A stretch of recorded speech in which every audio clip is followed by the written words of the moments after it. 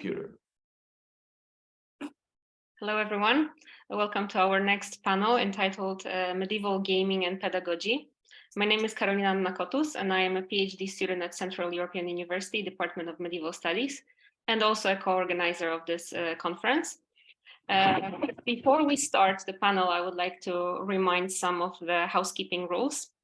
Each panelist has about 20 minutes for the presentation, and we will have about 30 minutes at the end of the session for the questions. If you want to ask a question, you can either post it in the chat, or you can raise your hand, and then we will unmute you, so you can ask it in person. And now I would like to introduce the chair of this panel, Brett Wilson. Brett is Associate Professor of History and Public Policy at the Director of the Center and the Director of the Center of Eastern Mediterranean Studies at CEU. His research and teaching engage the fields of religious, intellectual, and cultural history, with specialization in late Ottoman and modern Turkish contexts. Originally from the southeastern United States, he earned his MA and PhD at Duke University. His research interests include modernism, print culture, Islamic studies, Sufism, cultural heritage, and state relations with religious institutions. Welcome, Brett, and the floor is yours. Thanks a lot, Carolina. It's a pleasure to be here today and to listen to these excellent and interesting papers about medieval gaming and pedagogy. Our first paper will be from Daniel Atwood. Daniel is a doctoral student at Northwestern University, where he also earned a master's degree in classical guitar. His dissertation explores musical and social representations in musical scene from the 17th century English theater. He's also presented on topics ranging from music in everyday life in the early 18th century to musical medievalism in Game of Thrones. He recently authored a chapter for an edited volume on the pedagogical uses of film and video games in the classroom, which will be published next year.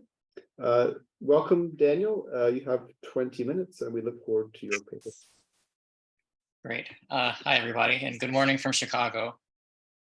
Thanks for putting this conference together, and I'll just get started. So to many students, sorry, let me screen share here and make sure the PowerPoint is visible.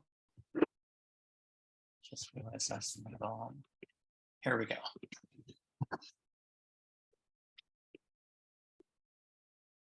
To many students, the arcane history of medieval music may initially hold limited appeal, yet the recent wide success of medievalist fantasy in television, film, and video games illustrates the significant cultural cachet of this era in the popular imagination. By drawing on these media representations, instructors can spark student interest in the Middle Ages while also exploring the interplay of historic representation and fantasy in popular culture, inviting students to think about what the medieval means in their own lived experiences. My presentation explores how this approach can be fruitfully deployed in the context of the music classroom, drawing on my experience teaching undergraduate music appreciation courses at Northwestern University. By incorporating musical examples from best-selling medieval fantasy games like The Elder Scrolls Skyrim and Dragon Age Inquisition into my unit on medieval music, should probably qualify here, I am not a medievalist, I'm not a specialist in medieval music, I observed a significant increase in student engagement and discussion. Students were excited to compare the video game representations with historic iconography and what they were learning in their readings on medieval music and also musical medievalism.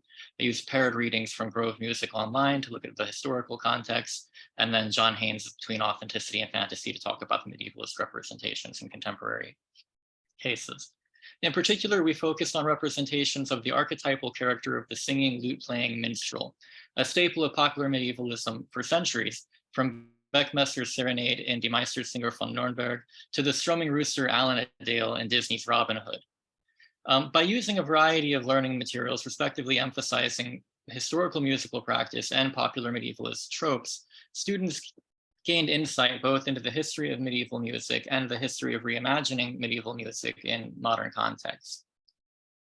This project created a space of greater accessibility and cultural immediacy for the medieval music unit of my course, as in addition to facilitating student learning about historical practices and the contemporary representations, it also offered them the tools for discussing music and representation in film and video games more broadly, including archetypal character tropes, musical stereotypes, and the interplay of visual, musical, and narrative elements in diegetic musical scenes. As John Haynes has observed, far more people alive today, quote, have seen a film based on the Middle Ages than have read a scholarly book on it or attended an historical performance concert. The wide popularity of films, television series, and video games, such as the Hobbit trilogy, Game of Thrones, and the Elder Scrolls, all released in the 2010s, attest to the thriving prevalence of medievalism across a variety of screen forms, especially in fantasy, notwithstanding notable historically themed examples such as the 2018 video game Kingdom Come Deliverance, which we will hear more about later today. In terms of the soundtrack for such medievalist works in film, Haynes argues that, quote, the few fragments that survive for medieval music pale by comparison to all of the details that filmmakers are obliged to invent, following a venerable tradition, end quote, of representing the Middle Ages through a reasonably consistent representational language of various musical, visual, and narrative tropes and signifiers. And this representational legacy is also carried forward through video games, another medium where medieval fantasy thrives, as explored by James Cook. And while scholars like Karen Cook have extended Haynes' work into the domain of video games with her studies of plain chant in Halo and other games, there has been little published on the adoption of this work in teaching context specifically. But given the widespread cultural cachet of the genre, particularly in the video game media so often associated with youth culture, it merits attention in the classroom. Bailey has argued that a teacher's inclusion of video game analysis in the classroom demonstrates to students that their local knowledge is an important resource for learning and that popular culture has validity in in academic contexts. Zancanella, Hall, and Pence have considered video games from an aesthetic and literary perspective as texts worthy of serious consideration in the classrooms, through, among other approaches, study of de-involved representational language and depictions of social and historical conditions. They've observed that classroom analysis of video games can help students make connections between previously studied material and the representations at hand, and in the process to, quote, learn about themselves, others, and the culture that produces and plays them, end quote, them referring to the video games. These aspects are particularly valuable in the music classroom, given the lingering perception that music instruction in institutionalized settings is, quote, decontextualized from students' realities and, quote, alien to their own experiences and desires. That's Barton in 2018. And as Walker has noted, a relevant music education must deal in what a culture believes is music and how music functions across that entire culture, a prospect which certainly entails the study of musical representations in popular culture artifacts. While a lesson plan incorporating video game music could likely succeed with any of Haynes' domains of medievalism, which include plain chant, fanfares, and so on, I find that the medieval minstrel serves as a highly effective choice due to its wide currency in popular culture. If anyone has seen the Dungeons and Dragons movie that's just come out, it's the latest medieval fantasy artifact to feature a minstrel character. Further, the abundance of video game representations of medieval minstrel music serves as a useful counterbalance to the striking absence of actual preserved minstrel music in the historical record. While the sacred plain chant of the Middle Ages has been reasonably extensively preserved in notation, although many mysteries remain about its performance details, the same cannot be said for medieval secular music. As Haynes noted, quote, the performance art of the minstrel was transmitted orally and never, as far as we know, written down, end quote. And even for the comparatively more extensively documented music of the courtly elite troubadours, only about 1/10 as much music as poetry survives. Those sources provide only the melody's text and pitches without notated information about important details such as rhythm, meter, accompaniment, or manner of performance. In this sense, important details of the musical practice of both medieval minstrels and the troubadours and trouveres are historically elusive to us, although to differing extents. Both offer students opportunities to learn about secular song in the medieval period and the necessarily reconstructive and speculative processes by which we come to apprehend that music so many years later. A study of the music of the troubadours offers students the chance to engage with historic music notation and medieval sources and the modern interpretive decisions involved in performing that music, while a study of video game representations of minstrels provides them the chance to explore the long-running traditions of imagining the Middle Ages in popular culture while engaging with immediately culturally relevant sources. For these reasons, based on my experience teaching the material a few times now, I would suggest a lesson plan pairing historical troubadours with medievalist representations of minstrel and fantasy media. So you do have a historical component blended there.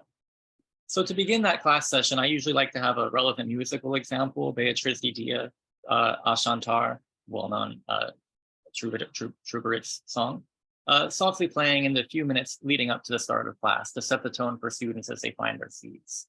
Then after a brief introduction to the music of the Troubadours, I like to have a listening exercise using the high-resolution digital scans of the original manuscript for Ashantar, which are available on Gallica from the Bibliothèque Nationale de France. We then listen to the audio again while following the melodic contour on the projected manuscript and engage in a brief discussion about the characteristics of the notation in comparison to the neumes of plain chant, the range of interpretive decisions offered and demanded of performers, and the interplay of oral written traditions in early notation, which can be used as an effective segue to move from the somewhat preserved troubadour music to the comparatively more unknown music of the medieval minstrel, and finally to the imaginative modern representations of this character type. So after a brief compare and contrast of social function, status, surviving music, and so on, I used the minstrel to introduce the idea of musical medievalism, showing a couple of classic film and television examples and demonstrating a few common musical signifiers, the piano, such as parallel fifths, certain uses of Dorian mode, and modal progressions. And then in a sort of group discussion, students are asked to summarize and provide the characteristics of the minstrel archetype as outlined by Haynes, providing examples as it comes to them. After the group has established a useful summary of the medieval minstrel trope in general, Haynes really focuses more on cinema. I begin to introduce examples from popular video games, starting with a video of a bard in Skyrim performing the ballad of Ragnar the Red. Skyrim is a medieval fantasy role-playing game released in 2011 and re-released several times since, selling over 30 million copies and accruing dozens of Game of the Year awards from gaming media organizations.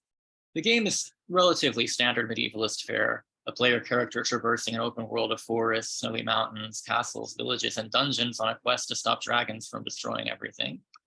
Along the way, the player can see and hear bards in the game world's various taverns, such as the virtual performer Mikhail, featured in this video example. Ah, a fine but bloody tale. I can do that one. This is a local favorite and one of the first songs I ever learned. Ragnar the Red. Oh, there once was a hero named Ragnar the Red who came riding to Whiterun from old Rorikstead. And the braggart did swagger and brandish his blade as he told of bold battles and gold he had made. After watching the video, students are asked to draw connections with Haynes' archetype and share any other observations, whether in terms of musical characteristics or otherwise, from the simple style of song to the tavern setting to the rough primitivism of the digital performer's instrument. Topics of discussion can range from analysis of these musical characteristics to organological assessments of the instrument, to the idea of bards as retelling legends and political events in the context of Skyrim's world, all of which invites fruitful comparison with the Grove historically oriented readings as well. I've found that a great deal of productive discussion can be had through the visually rich exercise of comparing Skyrim's lute with early depictions of medieval and early modern instruments like the lute and gittern, and through the Greco-Roman kithara, which we explored a few weeks earlier in my class when talking about music in antiquity. As well, so here's a couple examples of those. As you can see, the kithara somewhat resembles the instrument used in Skyrim, perhaps more so than a lute. As well as the 19th century lyre guitars, which Skyrim's lute more closely resembles. And here's a few examples of that. And then Skyrim's lute put right among them fits in reasonably well, certainly closer than a medieval lute. If your students take particular interest in the organology, that is the construction and appearance of the instruments, or if you just want to guide their learning more towards the actual historic medieval instruments, it can be useful to have videos or screenshots of less fantastical video game lutes for historical comparisons as well, and depictions of instruments which more closely resemble early historical lutes and iconography can be found in games like The Witcher 3, Ghost of a Tale, Mordhau, or many others. These more realistic examples do afford perhaps a better opportunity to comparatively discuss the features of historic lute iconography in relation to the video game depictions, and it can build and reinforce students' understandings of the history of the lute, whose historic music in my class comes more fully into focus in the following weeks when the course attends the 16th century music.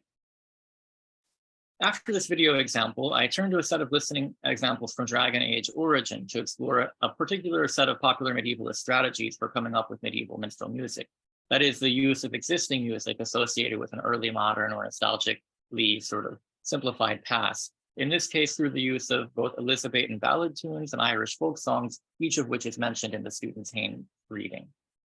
So Dragon Age Inquisition features a player character who, like in Skyrim, traverses a foresty, snowy world of castles and dungeons galore on a quest to save the world. And at the time of its release, it was the developer BioWare's best-selling launch ever. After briefly introducing the students to the minstrel character in the context of this game, a virtual bard named Meriden Halewell found, like Skyrim's bards, in the trope location of a tavern, her guitar-like instrument slung low in the style of a 20th century rocker. I move on to the listening examples. The first of the two compares the video game's O Grey Warden with its late 16th century source, Packington's Pound, an Elizabethan broadside ballad tune which circulated with a variety of texts and musical arrangements for over 100 years. Here's a listening example there. Oh, Grey Warden, what have you done? Here's Packington's Pound.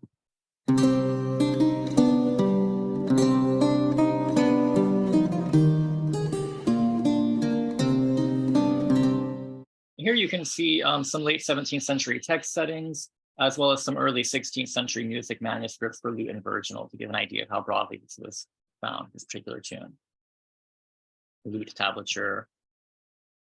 The second example sets the game's Once We Were in relief with the traditional Irish tune Southwind, from which it derives its musical material. Once we were in our peace with our lives assured. South wind of a gentle rain, you banish winter weather. Bring If students take particular interest in the use of Irish or Celtic-inspired music and fantasy medievalism, mine did. You might find it useful to also present Howard Shore's Concerning Hobbits from Peter Jackson's Lord of the Rings film, which is discussed in Simon Nugent's recent chapter, Celtic Music and Hollywood Cinema, Representation, Stereotype, and Affect. These examples can serve as a starting point for discussion of musical characteristics in relation to Hain's minstrel archetype, as it gives the students a chance to reflect upon, analyze, and discuss the specifically musical and sonic components of medievalism and representations of minstrel song, in contrast with the visual emphasis in the earlier Skyrim example. And in the larger context of my course, a music appreciation course, the introduction of Packington's Pound serves as a useful foreshadowing of an upcoming class session on broadside ballad culture and other music in Elizabethan England. Although I would say this lesson plan was largely effective in stimulating class discussion and student interest, there are a few caveats which probably deserve mentioning. It's perhaps obvious, but not all students will be equally interested or engaged in the conversation about medieval fantasy and video games. While the genre and medium are widely popular, some students reported that they are not gamers or fans of medieval fantasy in general. While they were mostly still familiar with this trope and capable of effectively engaging with the material, their relation to the content did not always optimally reflect the cultural immediacy I had intended by incorporating video games into the lesson. As most students provided examples from film or television series, it's likely that a more balanced focus on these media sources, in addition to video games, could more effectively engage a broader range of students. Still, insofar as the class was designed with the intention of making students feel that their own popular culture and interests are represented and worthy of analysis, it should probably be noted that a class on fantasy medievalism may not hit that target equally for all students. And to that end, this class session, and at least in my course, is best employed as one part of a balanced, diverse curriculum and course design, which attends to other perspectives, traditions, and interests in a sort of holistic fashion throughout the course. But my experience incorporating video game examples into the curriculum overall of an undergraduate music appreciation class, and with it to bring the study of musical medievalism into the teaching of the music of the medieval period, suggests that these popular works can serve as an accessible entry point for historical education through comparison with the past.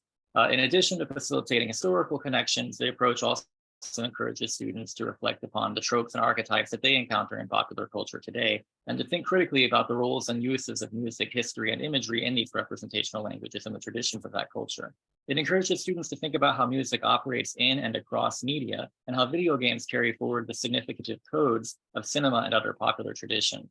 The range of musical examples, from historical troubadour song to 16th century English ballads and Irish folk tunes to newly composed material, engages students with questions about history and the past, as well as how we represent, reimagine, rework, and continually reinvent that history and the past in the present. Thank you.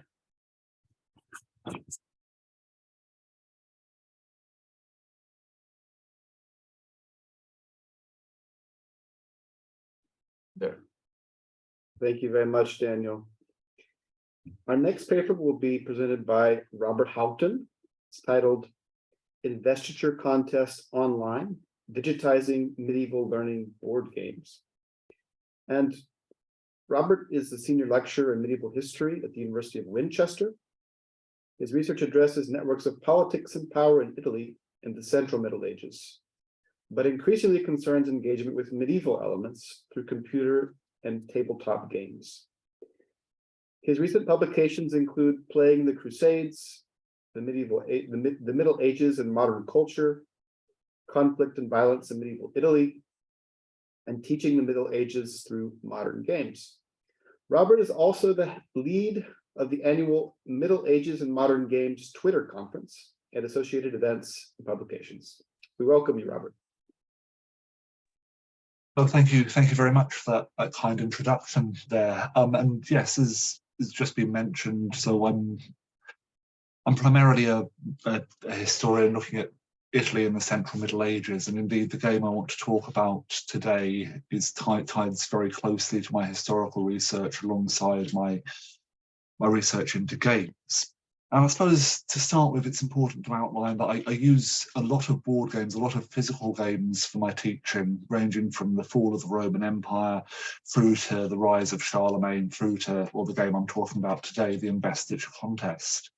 But what I want to talk about today, what I'm going to talk about today, is rather use of this game in a particular module of mine, namely the Middle Ages in computer games. So this is a final year module run at the University of Winchester, which surprisingly enough concerns the use of computer games to portray the Middle Ages, to portray history more generally. And the focus of this module is all about data, and just the way games represent history, whether it's through their audio visuals to present historical data, through their mechanics to represent historical arguments, and ultimately to what extent computer games can represent historical debate through play, through interrogation of their mechanics, and ultimately by modding the game. By changing the mechanics of the game, you can change the historical argument that it makes. So very, very swift breakdown there of the core content of the module. I'd be delighted to go through it in more detail if anyone has any questions later. But particularly pertinent for today, as a core part of this module, I include a practical workshop where I have students play through a historical board game, or a board game representing a part of the Middle Ages. And previously I've used various games for this, the aforementioned Fall of the Roman Empire, but also the Investiture Contest. And this is a core element of the module. It's a way to get the students to think about how game mechanics can have this impact on the way history is represented within computer games. We use board games for this because they're more accessible, it's easier to mod them, and we don't require the same sort of equipment that we do to work with computer games. So what I'm going to talk about today then is three things. First of all, I'm going to talk about the Investiture Contest as a tabletop game. It's a brief outline of how the game works, how it functions, what its core arguments are. Then going to go on and talk about how myself and my colleague James Rea built a digital version of the Investiture Contest through our adventures with Tabletop Simulator and ultimately Roll20. And finally, I'm going to talk about the practical issues that we faced when creating and using this game, but also the potential for digital games of this sort, digital board games of this sort within the classroom, the impact it's had on my teaching in a more personal landscape. So, first of all then, the Investiture Contest tabletop game. So just very briefly, the Investiture Contest is a period of conflict between the Emperor and the Pope, the German Emperor and the Pope, between around 1073 and 1122. Notionally, it's all about investiture. Who gets to appoint bishops? This is significant because the bishops hold a huge amount of power, a huge amount of secular power within Germany and Italy, all the way across the German Empire at this point. That's the traditional narrative around the period, around the investiture contest. More recent work, more recent historiography has started to take a more nuanced approach.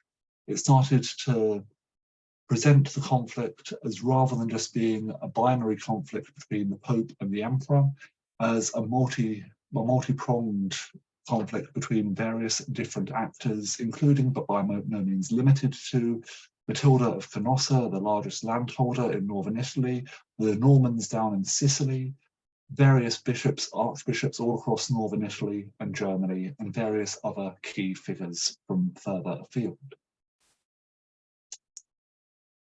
The game engages with this historiography. It takes the position that this conflict was complicated, that it was nuanced, that there were multiple actors, each with their own interests, each with their own goals at play. And to this end, it's a game designed around for six players. It's map-based. It's designed to be played in under 30 minutes, well, in around 30 minutes, so that we can get through a couple of playthroughs over the course of the class. The mechanics are based around area control. There's a heavy element of abstraction. The game is hugely asymmetric. Every player has a different set of goals that have different starting positions. At the same time, the game has no random elements. There are no dice, no cards to be drawn. Nothing is random at all within the game. This is partly to help present the mechanics more clearly, so students can get a better idea about what exactly is happening, and therefore what exactly that represents. But also, by removing these random elements, we're able to speed the playthrough time. We don't have players having to roll dice, find lost dice, calculate their effects, and so forth. Ultimately, the game is not a very good game. It's hugely unbalanced. By default, the player acting as the emperor is going to have a very difficult time winning or doing very well at all. This isn't quite by design, but it's something that doesn't really matter for the purposes of this game, so that students can get to grips with the mechanics, what they represent, and ultimately shift things around a bit. The game has very simple rules. As you can see, they fit rather neatly onto two sides of A4. It's not particularly densely spaced A4. I should also highlight that half of the rules concern the different objectives held by the different players. So it is a very simple, a very basic, not necessarily a very good game. But it's effective. So I have the students play through the game, and in doing so, they have to engage with the mechanics. They have to engage with the mechanics in order to calculate what's happening, in order to move around the map, to place their influence tokens in the various provinces, and ultimately to devise strategies and potentially win. In doing so, they're encouraged to identify arguments as presented through the mechanics. Effectively, you have to be in a given province to be able to exert substantial influence there. They're also encouraged to interrogate these arguments. What's wrong with these arguments? Is this the only way in which a figure in the Middle Ages could exert influence? They're also encouraged to identify and explore emergent arguments. So anything that emerges out of these very basic mechanics. And a key example of this is that there are a couple of spaces, a couple of provinces within the game, which almost inevitably end up as key points of conflict. Most notably, the provinces of Mantua and Canossa. They're sat right in the middle of the board. They have access points to a number of provinces all around them. Players were very swift to identify these as key focal points within the game, and by extension within the conflict. This was a bit of an accident. This wasn't by design, but it actually coincides very neatly with the importance of Mantua and Canossa within this period of the investiture contest. Beyond this, students are encouraged to take up role-playing aspects of the game, to try and step into the shoes of the characters they're playing as. Whether that involves looking at the emperor, looking at his troubled childhood, looking at the difficulties he faces in the face of what he perceives as unfounded papal aggression, whether it's looking at Matilda of Canossa, trying to reclaim her lands after they've been stripped by the previous emperor. We also see a fairly strong engagement with the metagame. Grudges are held between rounds of the game. friendships from outside the game will often leak into the game and potentially be changed quite drastically over the course of the game itself. So after the students have played through the game, after they've identified the arguments that it's making, they're encouraged to, well, they're tasked with engaging in debate, engaging in historical debate by modifying these rules, by modifying the mechanics. They change the argument that the game makes, they then play through the game again, address the changes made through the mechanics, and once again consider whether this is a better or a worse depiction of the vision of history that they're trying to model. So that's the plan. That's what I do. That's what I've been doing within this module. It's been running now for 6 years, and this has formed an important early part of the course. We're working with a board game, obviously, but it helps to inform students of exactly how the mechanics of computer games can represent history. It helps them to think about this in a much deeper manner. This all came rather unstuck in 2020 for fairly obvious reasons. We could no longer meet in person for teaching. Even after lockdowns were lifted, after rules around classrooms were made less strenuous, even after classes returned to a physical setting, it was no longer practical or safe to conduct this approach, to use physical board games, to have players touching a number of counters, to being sat in close proximity, potentially spreading any ailments that they picked up, whether or not they're wearing masks or not. And this formed the driving force behind looking at digital alternatives. Whether that's, sorry, I should say as well, so I'm teaching at university level, so this is final year students. They'll be aged, by and large, aged around 20 to 21.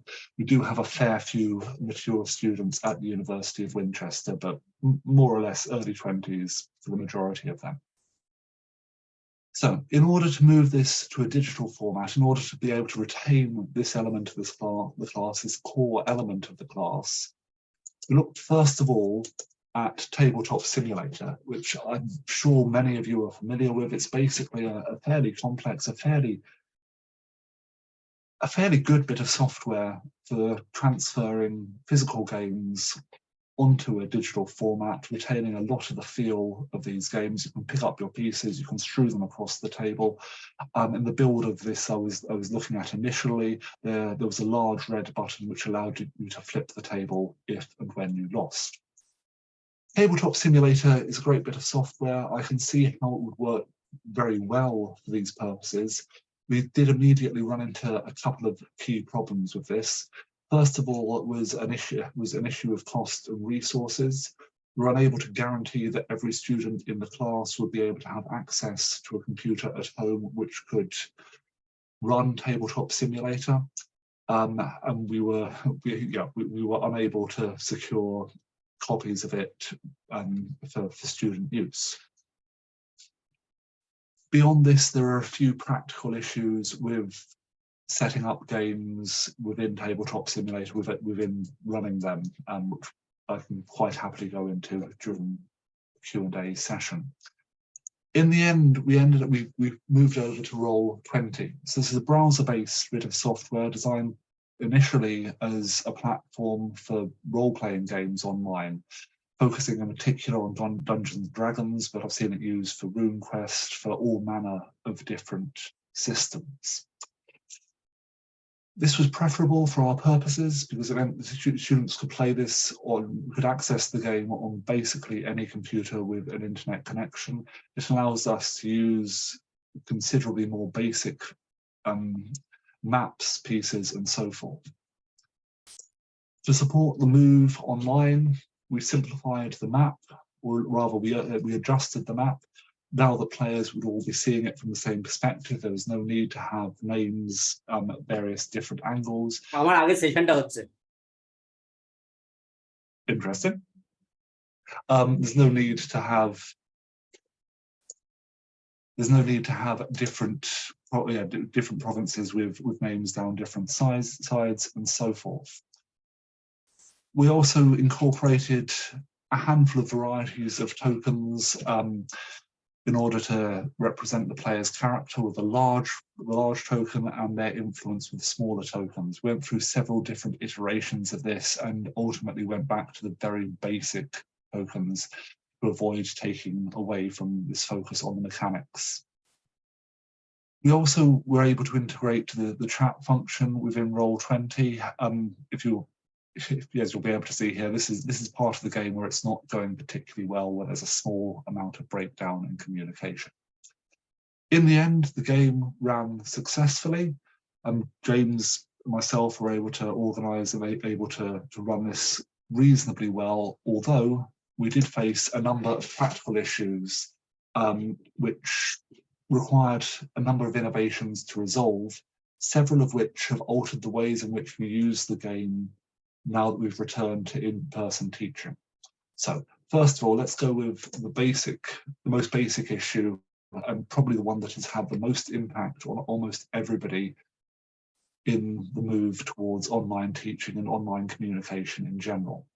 Connection issues were a fundamental problem throughout every time we used this game online. Most catastrophic, I lost connection for a full 5 minutes at a pivotal moment within the game. James was able to continue without me, which was absolutely fine. But it was not at all uncommon for students to drop out, to have to reconnect, to have severe issues of lag, and so forth. We also struggled with the single channel communication nature of the system that we devised. So we have the chat function, we have the little chat room up. That was not always particularly viable, it was not always particularly useful in communicating to the students. We ultimately resorted to running a Teams session in concert with the Roll20 session. So we had everybody talking on a single channel once again, and very often talking over each other. This is a major step away from how it tends to work within an in-person game, where students are much more able to communicate individually, to step away from the table, and so forth. The game also suffered from a lack of physicality, and this was something that surprised me, although in retrospect it possibly ought not to have done. Turns out the game actually lost quite a lot by not having the players be able to move physical tokens around the board, by not having this tactile experience to ground them with where their character was, with what sort of influence they had and where. And finally, the game took a lot longer online than it did in person. So in part, this is down to the various issues we had with setting up, with running the game, but ultimately I think it's always going to be slower online than it is in person.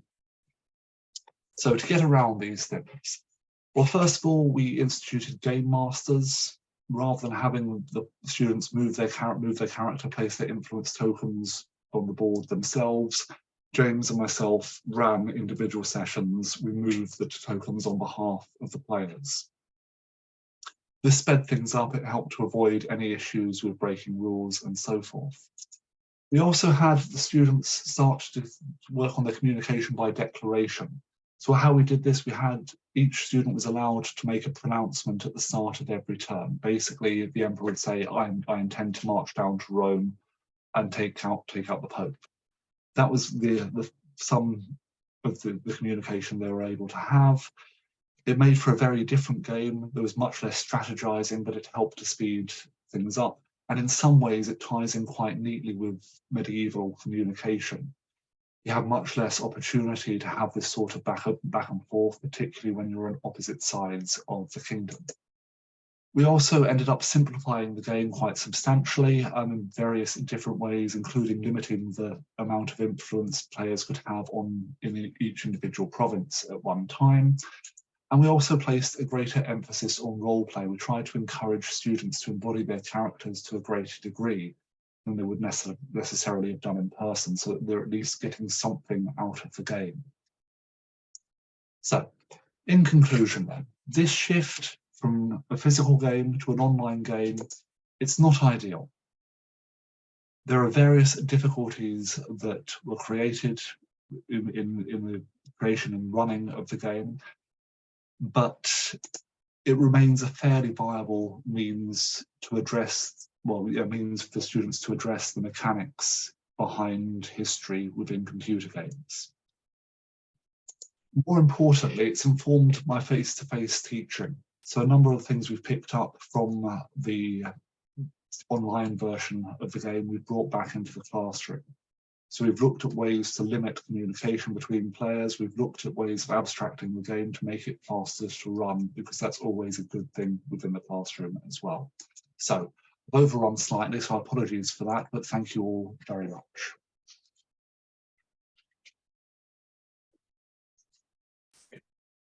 Thank you very much, Rob. We have one more paper in our panel, and that will be by the gentleman sitting next to me, Juan Manuel Rubio Arévalo, sorry, titled Learning About Medieval History and the Crusades Through Video Games. And Juan studied history at the Universidad de los Andes in Bogota, Colombia. He has a master's degree in history from the same university, as well as an MA in medieval studies from Central European University. He's currently a PhD student in medieval studies at CU, and his research deals with the way in which contemporary video games remediate medieval history in general and the Crusades in particular. The dissertation explores the epistemological implications around the simulation of the Crusades in digital spaces from a ludonarrative approach.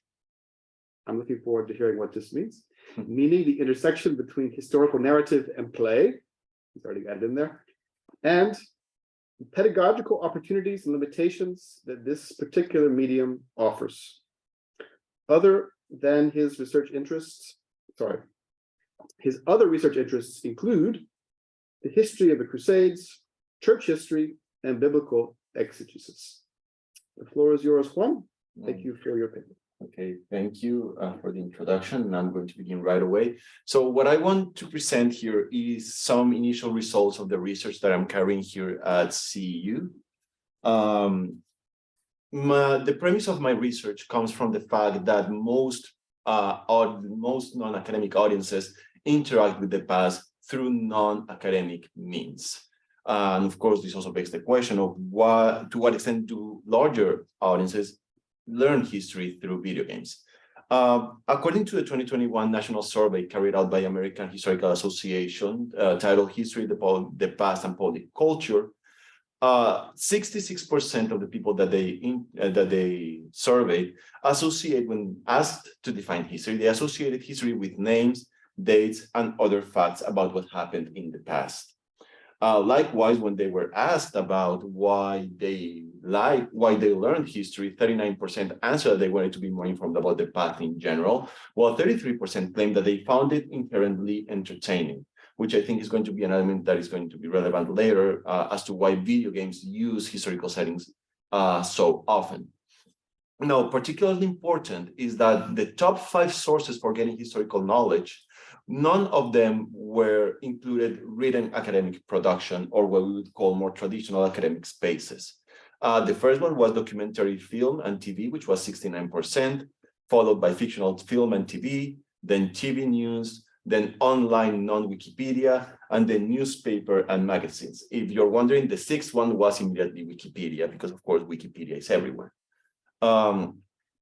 On the other hand, and in opposition, traditional forms of historical teaching and learning fared rather badly. Historical sites, which was the highest ranking of the various sources, it was only in the 8th position with 38%. Museum visits was the 10th position. Non-fiction history books was the 12th, and history college courses was the last, with only 8% of the people surveyed claiming that they got their history from university courses. In this context, video games, only 11% of the people surveyed manifested that they use video games actively as a source of historical knowledge, which to me at the beginning was something of a shock. I think that we sometimes tend to assume that video games, because of the size of the industry, are massive influences in the way in which people learn history. And at first sight, this does apparently seems to not be the case, although I think there are some explanations for this. It is important to highlight, according to the survey, that together with other digital sources of knowledge, video games showed a huge disparity with age groups. With plus 65-year-old people, only 2% actually using video games to learn history, while the youngest group, 18 to 29, 24% of people claim that they use video games for this purpose, but still it remained a minority. Now, I think that this can be explained through several ways. On the one hand, as we know, video games with complex simulations of the past are expensive and they are not always easy to access. Second, which I'm going to elaborate more later, is that players, when they engage with video games, they do not necessarily see it in terms of learning history. And there might be a disassociation between these two elements that is important. Likewise, there are some studies like Sterling and Wood from 2021, which highlight that players are aware of the concessions that history has to make when turning into a virtual ludic space, which impacts the perception of the learning of history that they seem to be getting out of this medium. And finally, I also think that there are some minor suspicions and taboos around gaming culture. The idea that you are playing gives it a sense of non-seriousness to the learning of the past through video games. And also sometimes it gives me the impression that video games today are somewhere analogous to where historical TV and historical film were probably 30 years ago. Seen as popular and as a big industry, but seen as suspicious when actually engaging with the past for the purpose of learning and teaching. However, I believe that we can expect an increase of the role of video games in the way in which we explore the past in the future. And the first reason for this is just the size of the industry. Just in 2022, the video game industry generated $208.6 billion. And by 2027, it is estimated that it will reach the $300 billion in revenue worldwide. Accompanying this fact is also that we have seen a push by larger and minor studios to create historical simulations that engage with the past more meaningfully.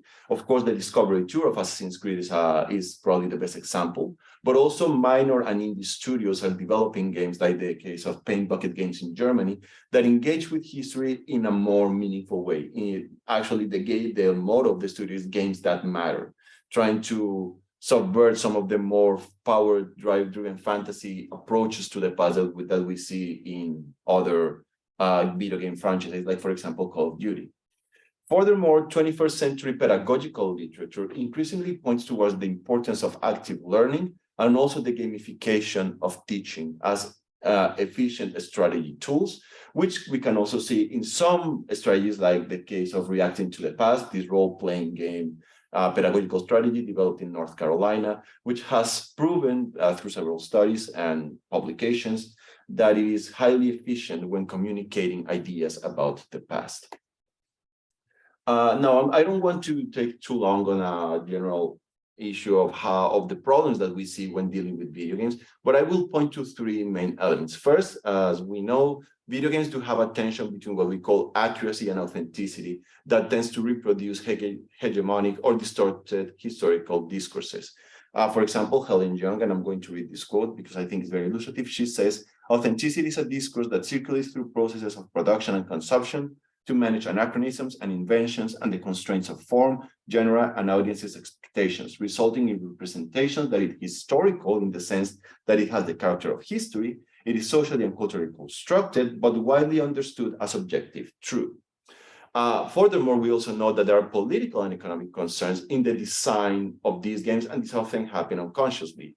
This second quotation that I'm not going to read is about one of the developers of Call of Duty World at War from 2008, in which he claimed that not adding the atomic bombing of Hiroshima and Nagasaki, they did that not to make any type of political statement without realizing that that decision is a political statement in itself. Right, so there's also these concerns that often operate unconsciously.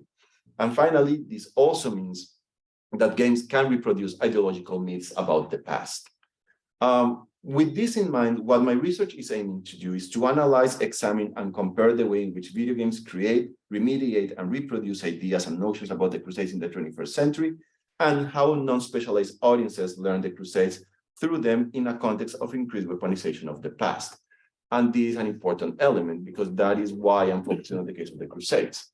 I focus on the Crusades because I call them a mid-polemical historical topic, meaning that they are polemical mostly because of the way in which they are used today in political discourse. Brian, in our previous panel, showed how the far right loves using the Crusades for its political agenda, be it in terms of xenophobia, anti-immigrant sentiment, anti-multiculturalism, etc. Interestingly, this is an element that is not only present in the global north, we can also see it in countries like Brazil, and as a surprise for me, it was also in Colombia, as you can see in that image. A group of Catholics created a cultural center in opposition to the left-wing government that we now have over there, and they called it Crusade Cultural Center.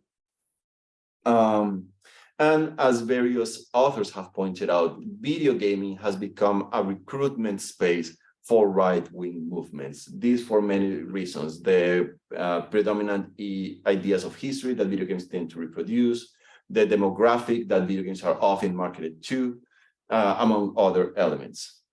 Part of the concern, of course, is also that it seems to me that the weaponization of history is a pedagogical problem. How we learn and how we teach history, and is less related to the facts. It's not coming to someone and telling them you are wrong and I'm going to tell you why you are wrong, but more about how we rhetorically communicate these ideas. And that is where I think that media and video games play an important role.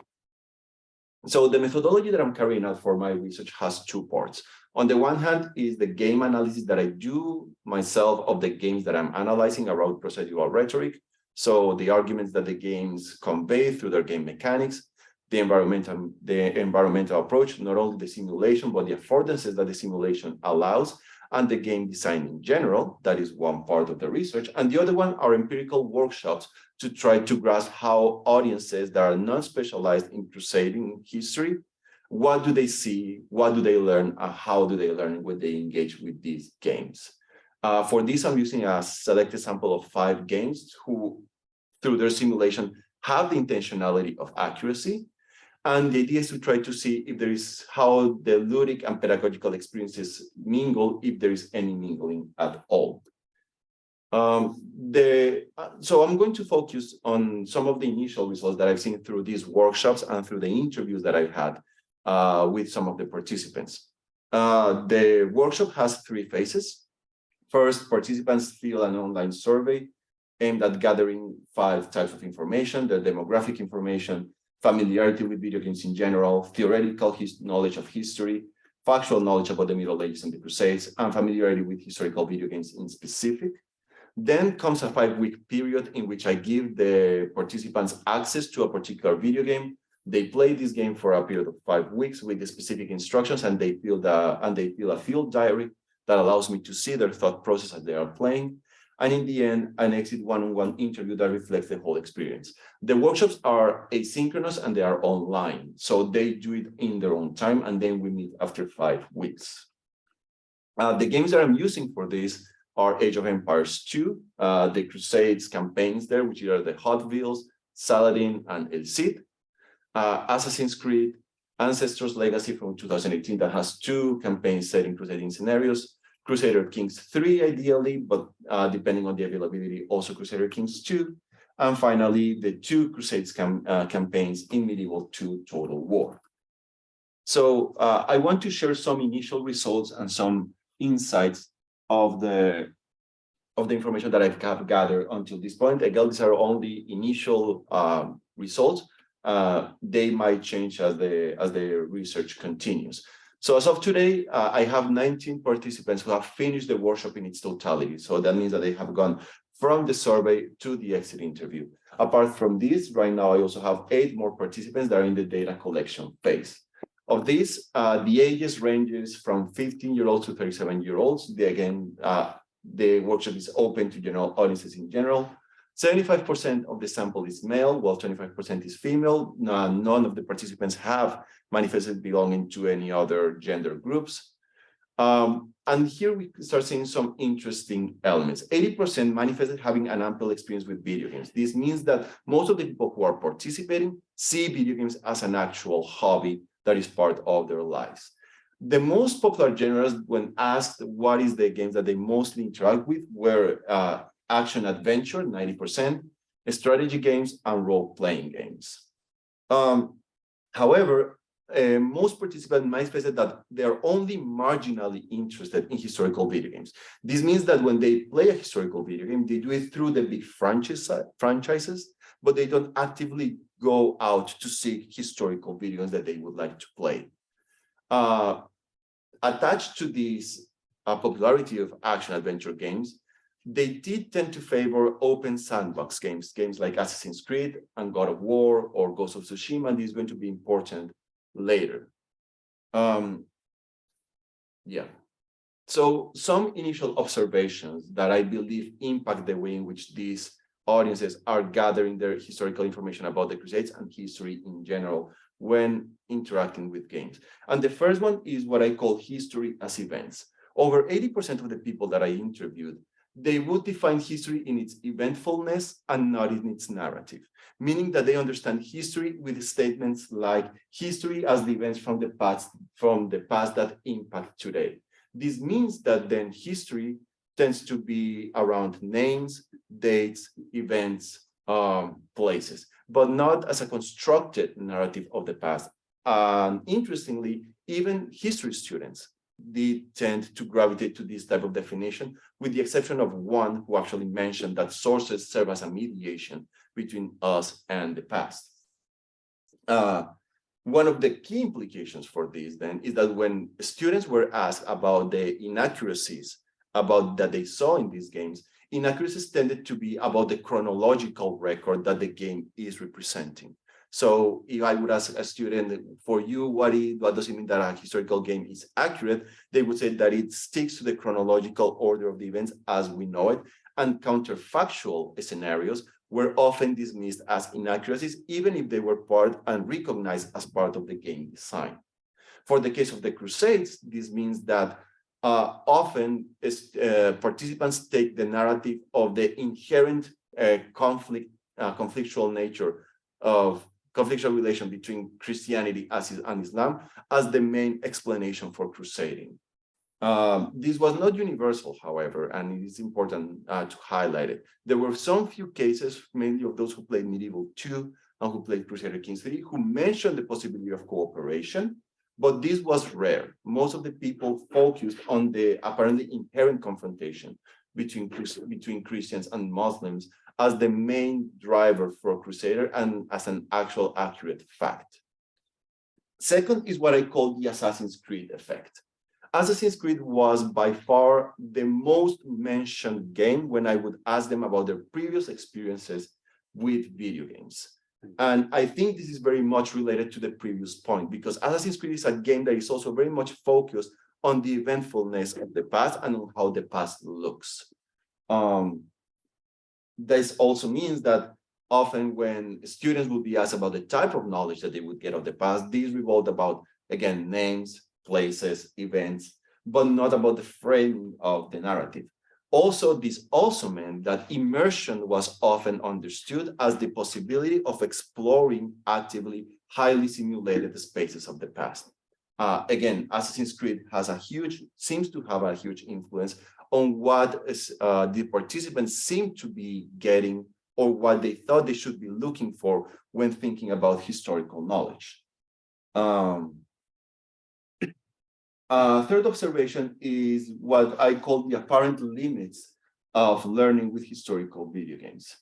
All of the participants agreed that video games have pedagogical potential, although the extent to this potential varied massively depending on the person.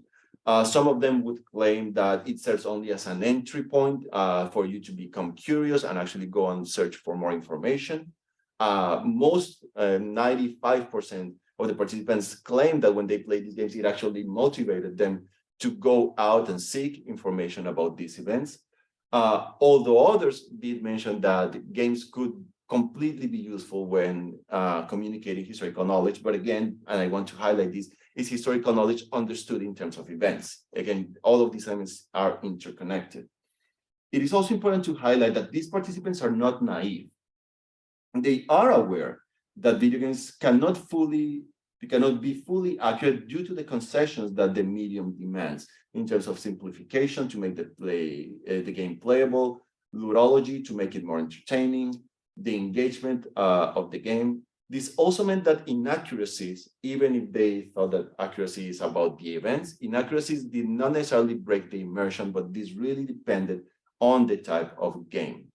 An important consequence of this is games like Ancestors Legacy, which superficially is very accurate in its events and characters, but that means that participants, those who played Ancestors Legacy, could not point out to the framing narrative of the Crusades in the game, which tends to be very problematic. Finally, what does this mean for the case of the Crusades themselves? And is that the tendency seems to be that the Crusades are taken as granted or as unavoidable parts of the medieval past. When the participants were asked what they learned, again, a lot of it was about the events, the importance of religion, the often inherent confrontational relation between Christianity and Islam, the characters and the events. However, this also meant that procedural arguments did appear less than more factual-driven knowledge taken from the games. More importantly, because these games need to justify the participation in crusading violence that it often condemns, the games tend to simplify the whole thing by recurring to the explanation crusades were essentially a religious conflict between Islam and Christianity that was either unavoidable or was granted. And the point for this is that these games do not seem to explore the actual causes of crusades. Hence, the approach to the whole issue is more on the how are the crusades operated, and less on the why and the what. What were the crusades or why the crusades happened? This means that civilizational conflict narratives are more often reproduced in these games, and are also the type of answers that I am getting mostly from the people that I have been interviewing. Some partial concluding thoughts. Chapman, in his 2016 book, highlights that conceptual simulations like Civilization, Crusader Kings are better equipped to offer historical arguments. However, that does not mean that that is the type of argument or the knowledge that audiences get from these type of games. In this, again, the conception of the past as events really mold the way in which participants take knowledge out of these games, which then begs the question how to use the genre of games like Assassin's Creed to convey more meaningful histories. And some ideas out of the top of my head is role-playing games, which allow for various perspectives, or detective games about reconstructing history, because that's very similar to what we historians do. And second, the Crusades' causes and definitions are not explored procedurally. And I believe this might be due to political reasons. Trying to engage with the causes of the Crusade through action might demand that the game takes a position that they would not like to take. It's just easier to take them as granted, which then begs other questions of how to maybe better engage with this topic. And an idea, again, off the top of my hand, is counterfactuals. What about a game that revolves about the Crusades not happening? Because if the game is about that, then the mechanics have to be about the causes themselves. That's what I wanted to share with you today, and I would be happy to answer any questions.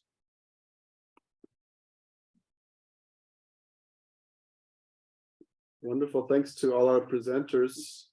The floor is now open for questions, and I think we already have one in the chat, if I'm not mistaken. I can't read the chat yet. Let me see here. Oh, here we go. Okay, so I'll just read it out. It's from Sabina.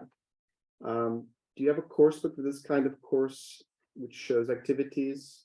Is there a bibliography for the module? How does evaluation take place? I believe that must be for Rob. This is for Rob, yes. Okay. Yeah, thanks, Sabina. So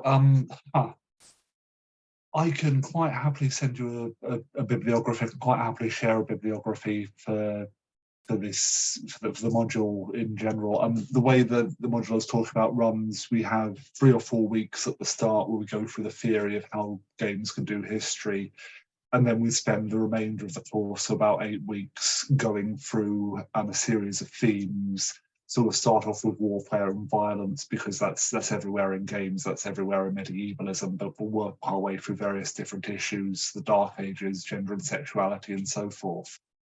So yeah, if you please do drop me an email, I can very happily share the bibliography for that. The evaluation is, there's 2 assignments attached to the module, and it's very traditional assignments. It's all, there's a presentation, and then there's either an essay or an exam, depending on which semester the module is running. I am experimenting with having students create games in a different module and then write an essay about how they've created their game. That's still very much in the tentative stages there. That'll be running for the first time next year. It's been a little bit tricky to persuade the university that making a game counts as an accessible historical activity. Thank you. These questions came to my mind because you mentioned the simplification which occurs in gamification, and I thought there must be something else to compensate for this simplification, which I'm not sure to what extent is desirable at an academic level. Thank you. Absolutely. So this is a big question, but basically the idea with the board game example, the workshop, we can afford to strip everything right out because it's all about showing the students how this could work, how this works in practice, and having a really simple, really basic argument, a really flawed argument is actually useful at this point. So they can very easily highlight areas that are missing. So someone will always ask, well, where are the Normans in all of this? Where are the Byzantines? Why is everything so regulated? With computer games, you can obviously go much more complex, and these games that Juan's been talking about, so Crusader Kings 2 in particular, is ridiculously complex. Very often much more so than the typical academic article or even monograph. That's not necessarily always a good thing, because as Juan's highlighted, there are various difficulties, various directions that the game goes in which move away from academically respected sources, academically respected perspectives. But you can still make a game that's just as complex as a historical article. And at the same time, any form of history is always going to be abstract to a certain extent. Everything has to be simplified to a certain extent just to be able to fit on the page, just to be able to make a coherent argument. So games are doing it in a different manner, certainly, but fundamentally, I think it's the same thing. Thank you. I have a question about the content, the historical content in the games. And do we know who's producing it or how that comes to be? And if the content is perhaps not so satisfactory as Juan was suggesting, and also Daniel, how do we use that as a teaching tool? How do we make the game interact with, say, good scholarship or recent scholarship, at least on these topics? I'll jump in here. Since actual musical record of medieval minstrel music is pretty much blank, one can make the argument that it's very difficult to say how accurate or inaccurate the music might be, because we can't exactly confirm what the music itself sounded like. We can sort of speculate or infer from other kinds of music of the period and have things that are more plausible than others, certainly. What I find useful there then is to think about the spectrum. For example, the troubadour section of my course unit on this tends to be looking more at the historical documents and music notation, and still demands a great deal of kind of reconstructive speculation that we necessarily can't prove is accurate because it's not in the original manuscript. For us to, for example, find the rhythmic values of troubadour song is something that is quite speculative. And in that sense, I kind of like students to play with the idea that the actual historical work and recreating medieval music, where there are some real gaps in terms of what we know about the sound of that music. And then another much on the other side of the spectrum, but certainly still kind of connected, is video games going all out with things that we can be pretty darn sure are not what medieval minstrel songs sounded like. Now, there's actually kind of a spectrum of creativity there that often is downplayed when we talk about the musical reconstructions as having historical authenticity and so on. I think of it as sort of a contract maybe that's engaged with either the listener of early music recordings, which purport to be in a historically authentic style and are thus conferred with the kind of credibility, sort of like Juan mentioned something to this effect. And actually maybe kind of spinning off that, Juan, I was really interested, you mentioned that I think you said something that participants were not necessarily bothered by inaccuracies depending on the game's intentions. And so there I was thinking again, what is this idea of an understanding of the game's intentions as some kind of agreement or contract between the player of how it's supposed to convey historical authenticity, or whether it has the grounds for kind of playing with those things? Right. So the thing is that this really, again, this varies a lot depending on the type of game. So, for example, let's take the case of Assassin's Creed. The whole backstory of Assassin's Creed, of course, is fictional. It's not accurate. It's this ancient civilization and pieces of it and all this kind of stuff. So, of course, players are aware that the game is selling them a fictionalized version of the past in that sense, and they are okay with that. This also happens, for example, with the case of counterfactuals in games like Crusader Kings 3. They say, yeah, it's inaccurate, but it's very obvious what the game is trying to do. What was interesting, however, is that, for example, in the case of counterfactuals in games like Medieval 2 or in games of Crusader Kings 3, they would mention the counterfactual as an inaccuracy and leave it there. That's where the limitation with the whole understanding of history, I think, is coming from, because it's not thinking about how the narrative that the game is posing allows for the exploration of different versions of the past, then highlights the mechanics that the game is trying to use. It's just that it is inaccurate, it is fun, but it kind of stops there. In that sense, I also think is where going back to Brett's question, it seems to me, and again, I might be wrong in this, but more and more often, I seem to be less concerned with the issue of accuracy in actual video games, because the problem, the way I see it is, again, if you understand history just as events, you can either say, oh, it's inaccurate, but it's fun, so it doesn't matter, or just take it what the game is showing you as granted and take it as, and then extrapolate it to current events, which often happens with civilizational conflict narratives around crusading. So to give you an example of this is Ancestors Legacy. When I first played as Ancestors Legacy, it fooled me because the game in itself, it's rather accurate in its events. It's very accurate in its characters, in how these scenarios develop. It actually kind of seems to me that they are using some sources to portray the whole thing, if not consultation with scholars. But the framing of the narrative is about civilizational conflict, the way in which language is working, the fact that the only way to advance is through military victory. All these various elements that are superficially, so the superficiality of the accuracy hides the issue that is really problematic. It's like using accuracy to say something that is not truthful. I don't know if that makes sense. And that's where I see the issue with the definition of history. If you, of course, so then going back, I think that the way of engaging with more meaningful scholarship is less about the accuracy, but it's more about theoretical knowledge about what a history actually is and how you actually construct history. That's what I would claim. Yes, I absolutely agree with Juan here. In fact, the very first class, we spend about an hour talking about historical accuracy, or more recently, why historical accuracy can't really be a thing within games and why that doesn't matter.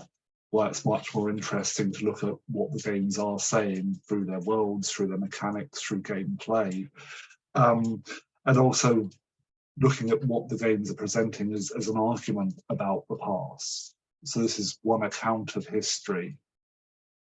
It's not necessarily rooted in reality, or it's only very tangentially rooted in reality, but we can approach games like we would any primary source or any slightly dubious secondary source I think just getting students to change the way in which they think about these games can have a huge impact on how they play them, how they engage with history, and how they think about history in general, just like one says.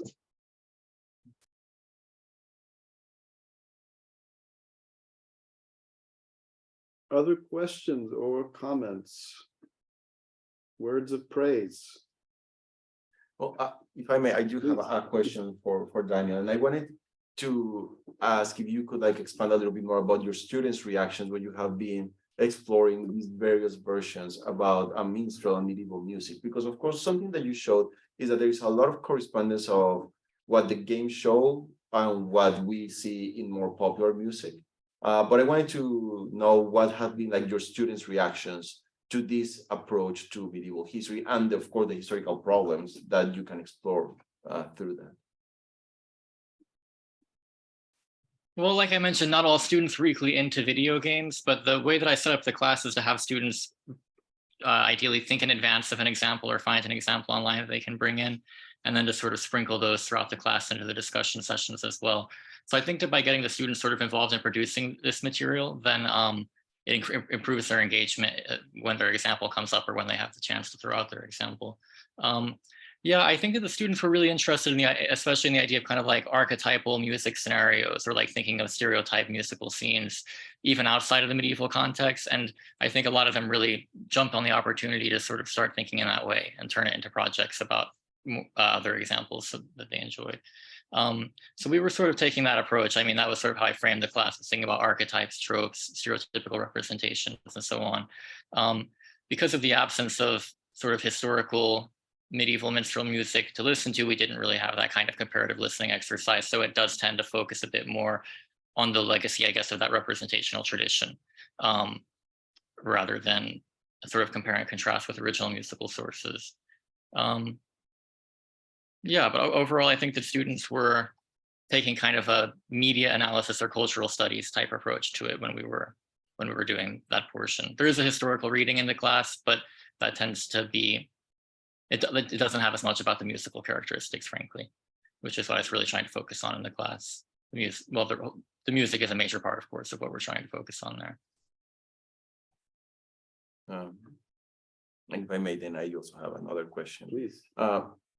Rob, if I understood you with your colleague, you designed the game from the tabletop version, right?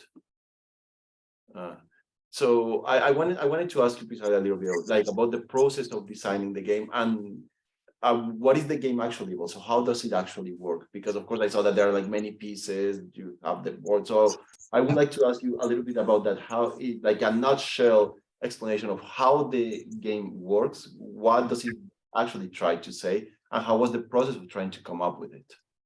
Brilliant. Okay, well, thanks, Juan. So yeah, the slightly less brief version of it then.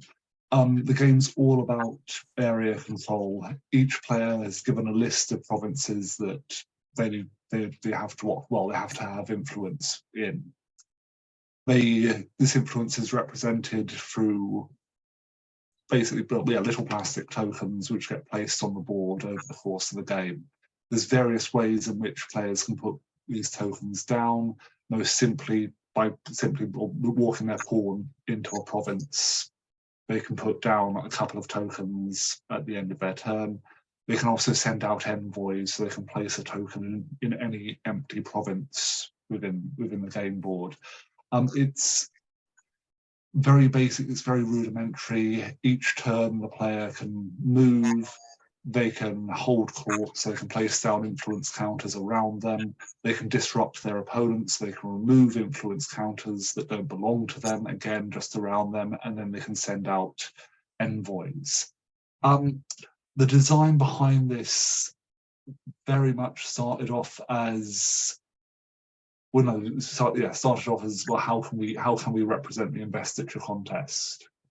So the key argument I'm trying to put forward through the game is everybody's got different goals. It's not just the Pope and the Emperor fighting each other.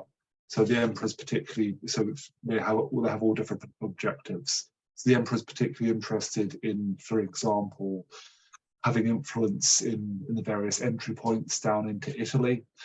so that he can maintain his armies. He's interested in having influence down in Rome, so he can keep the Pope under his thumb.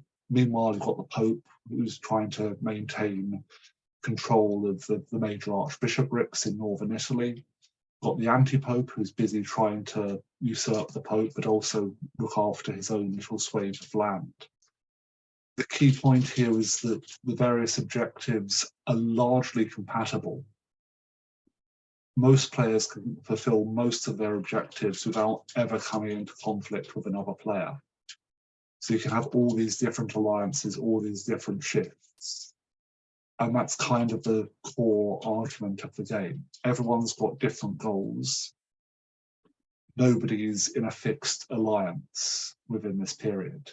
That's the idea there. I have just spotted Colin. I'm going to put Colin on the spot here, but Colin Boone is in the room. He suffered through the online version of this, so thank you for that, Colin.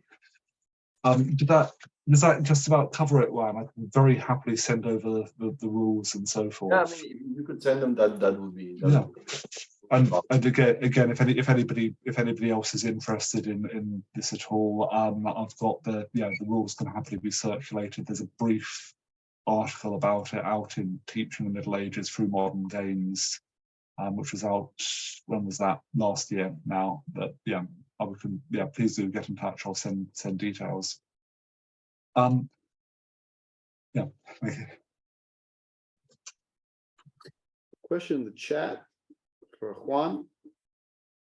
It says, among the games you looked at, oops, it just disappeared from the screen. Could you open that for me, Juan? Thank you. Aha. What is there to be said about the states of Outrimmer? Yeah. So again, this depends a lot on the game. So games that actually allow you to play with these entities like Medieval 2 Total War or Crusader Kings 3 do actually manage them in different ways, but this depends a lot on the simulation of that the game uses. Medieval 2, because of the time of game that it is, it tends to mostly reflect the way in which modern nations work, very centralized administration in which you can control all the different elements. However, something that is interesting about that particular game, which I think also tends to reinforce this type of civilizational conflict narrative, is that alliances are fixed and you cannot negotiate that with the game. If you play with the Kingdom of Jerusalem, you're always going to be allied with the Principality of Antioch. And likewise, if you play with the Muslim factions. Another element that tends to be part of it is that in the main game, not in the campaigns, but in the main game, crusading often kind of works as a type of colonialist expedition. So you launch a crusade and you end up controlling a small colony on the other side of the map, and you try to keep it. Now that is very different from something what like Crusader Kings does, but also because the dynamics are completely different. In that case, because the game is about feudalism and personal relations in the Middle Ages and power structures, that game does allow you much more freedom to explore different type of scenarios that do not necessarily base themselves on Muslim versus Christians. However, and this is something that I will highlight, and this I kind of see it in all the games that I have been played, really the diversity within the Outrimmer states tends to not be there, with the exception of Crusader Kings, because you can have courtesans from many different religions and from many different regions. Otherwise, not really. You always get the impression that it's an homogeneous group of Christians fighting an homogeneous group of Muslims. Sometimes it's actually funny when I play Ancestors Legacy, there is this scenario in which assassins try to sabotage.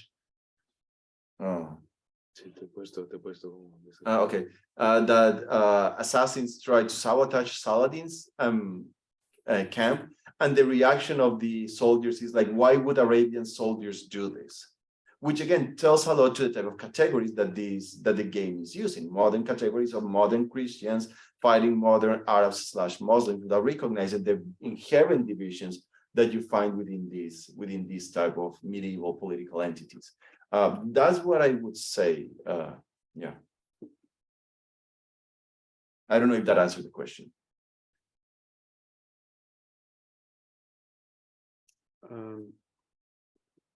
So perhaps if you've written, perhaps if you've written your question, you could just speak on the microphone, so we don't all have to read it in silence. We can then we can have a conversation. We can unmute her and Sabina. We also have Rob with. So I was saying that you deal with the sort of sociology of video games based on medieval history. And thank you for the figures. They were impressive and telltale at the same time. How trusted do you think could surveys and statistics be, given that they can be based on opinions, not on facts, and they can also be manipulated, since the topic of the previous session somehow revolved around ideology? Well, of course, that is always difficult to say, right? The main thing that I say that is the American Association of History, American Historical Association. So I trust their methodology, and when you read the methodology of the survey, it is very detailed. Of course, more than that is the type of explanation that you can come up with it, because the report does not give explanation. They give you the facts and they offer some hypotheses as to why this might be, but the explanation is up to you. And that's, for example, what I saw with the case of video games. That actually shocked me. As a gamer myself, who grew up playing video games, who engage with this medium all the time, and because of the size of the industry, I imagine that more people would claim that video games impacted their knowledge of the past. However, as I mentioned, it depends on the type of explanation that you can see. And one of the things that my workshop has kind of shown me, and again, this is not a statistically significant sample. I'm not attempting to do that. It's more a qualitative type of study, because I don't have the resources to do this workshop with hundreds of people. But it's mostly the fact that often when they are playing these historical video games, because of they see it as video games, they often do not think about it in terms of acquiring knowledge. They see it as fun, and the knowledge comes second-handedly to it.